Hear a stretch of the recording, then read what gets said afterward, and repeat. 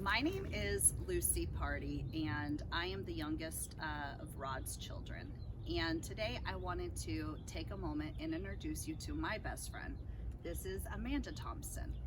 And Amanda Thompson is a very special person, not only to me, but she is the daughter of Bob Thompson, which many of you out there know as the Silver Eagle.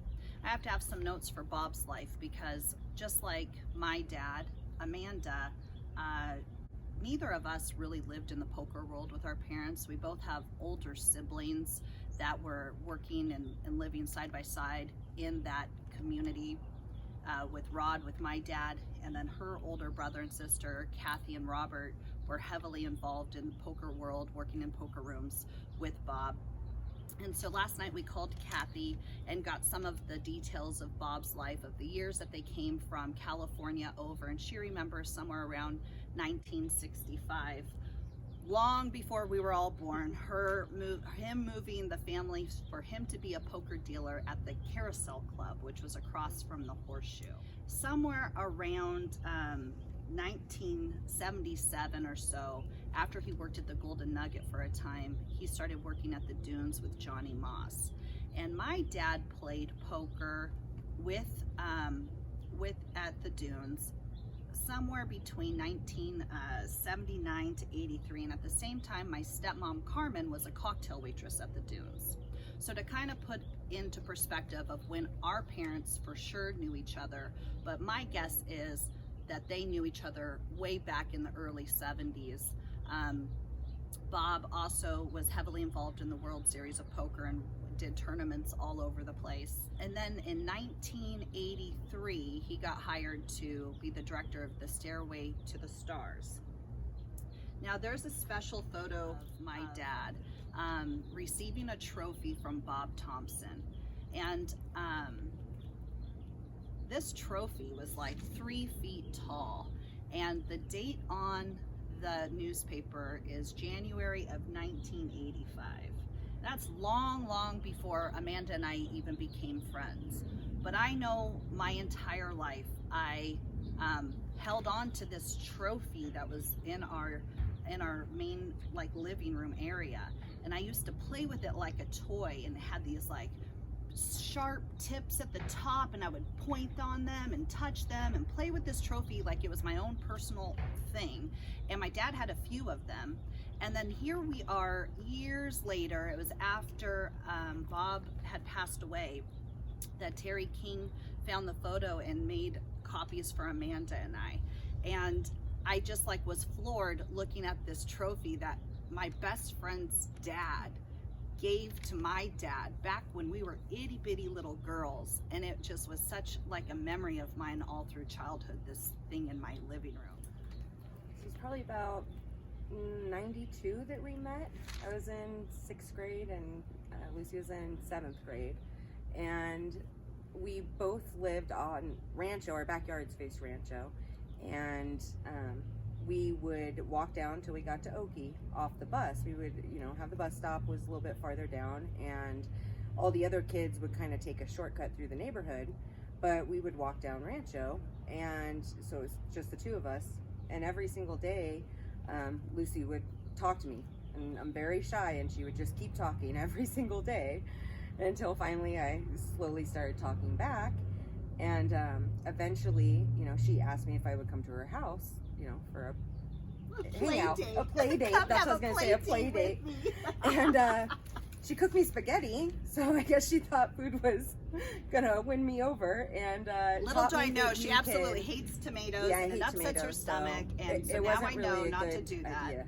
But she taught me that you can throw spaghetti up on the ceiling to see if it's done, which is a lot of fun. So yeah, we were throwing spaghetti up on the roof. We had like this like golden time. Carmen was owning a cellular phone store at the time, and nobody was home, so we were like, just trialing out whatever we could at the house for the afternoon. And I remember she went home, and we like connected on the phone, like, okay, I'll come and I'll meet you halfway so you know where I live. She decided to come over, and I showed her the neighborhood because in elementary school we'd been in different school zones, so she never knew all the kids that were in my neighborhood, and there were a lot. So I gave her a tour of the neighborhood, showing her where all the kids that went to school with us lived. Yeah, I was so she snooping could meet around all these like new people and or get to like be friends with the them. kids on the bus. She was like, and that's where that person lives, and that's where. And I was like, oh my gosh, like right on the other side of the street, there's all this going on, and at the same time, she kind of had the same feeling about what was going on the other side of the street. Because there were like kids every 5 houses that were close to our age. There was just a ton of kids. So yeah, you came over to my house and, you know, got to meet my mom and my dad and my brothers. And I don't remember how long you were at the house for, but I remember do remember that we were walking down the street. Okay, I remember we were walking down the street, and I saw Carmen stopped out in front of her house. And if anyone knows Carmen, you're like, oh no, what is happening? Like, I instantly was like, just so you know, I'm probably in trouble right now. I don't know why, but you might see me in about 2 months. We'll see how this goes. And we walk up, and I'm like on eggshells, like, you know, I left a note. I don't know what I did, but I know I probably tried to make sure everything was okay. And they were like sitting there chummy, like all talking, like da da da da da. And I was like, what is going on? Like, why is Carmen like engaging in such a friendly conversation? So it turns out that Bob was like underneath the car working, and she pulls up and she's like, I'm looking for my daughter. She said she was at this house playing, and her name is Lucy. And Bob rolls out from underneath the car from working on it, and she looks at him. She goes, Bob, is that you? And he's all, yeah. You know, he's so soft-spoken, and he's so gentle. And they're sitting there catching up. And it turns out that they both, including my dad, have known each other long before either of us were born. Yeah. And it like really like just made this like super strong connection that our families already knew each other for a long time, that they were so engaged in the same lifestyle. And then, but our friendship had like nothing to do with that world. We both had dads who were gone all night, and we both had dads who were sleeping during the day. Right. We both had to be like quiet so our dads can get a good day's sleep, while we had to be you probably were quiet in the house all the time, right? I remember that for my dad playing poker, like how quiet we had to be so he could get a good night's sleep, and then he would, you know, eat dinner with us and then go off. And I'm sure you kind of had those same experiences too, right? And then anyways, well, some of the things that I just want to share about Bob Thompson, about the family in general is, you know, we had such normal lives. And while we had these like kind of abnormal experiences that would happen, like maybe extra tickets to a show here, or a comp here, or some sort of like eccentric activity that not other kids get to do that would pop in here and there, like day-to-day living, like their family was just so normal. And they had a mom and a dad and a bushel of kids and a home that was just as open as my home. Yeah. Everyone was welcome at Bob Thompson's home.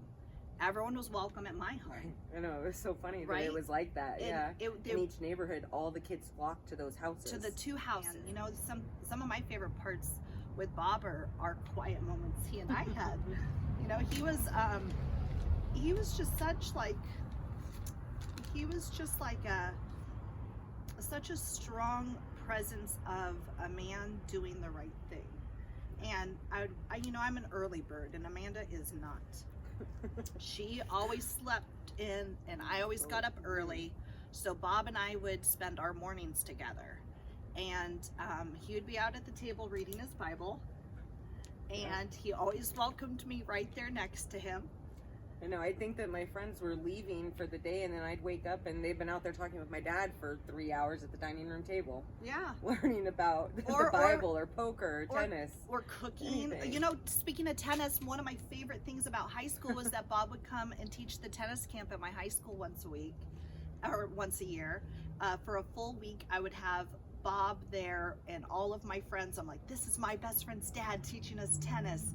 And he was just so like energetic and youthful and calm, and he just like was just well-rounded of a man. And and your mom as well.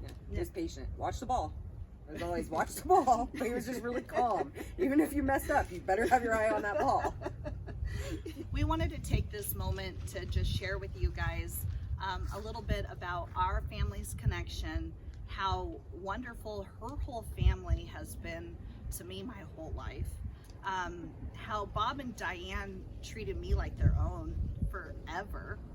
And well, yeah, going to your house, it was either house we were at home. It didn't really matter, you know. We would spend a lot of time together growing up, and then yeah, finally no matter Amanda where started we were coming to the parties. Yeah, I finally got to go to the parties growing up. This amazing backyard that we had no access to because Rancho divided us, and I didn't know who these kids were, and I finally got to be a part of that party. So it was so exciting. I loved it. And the party just keeps on And they going. were worth it. Well, thank you, Amanda. All right, I think that's good. All right.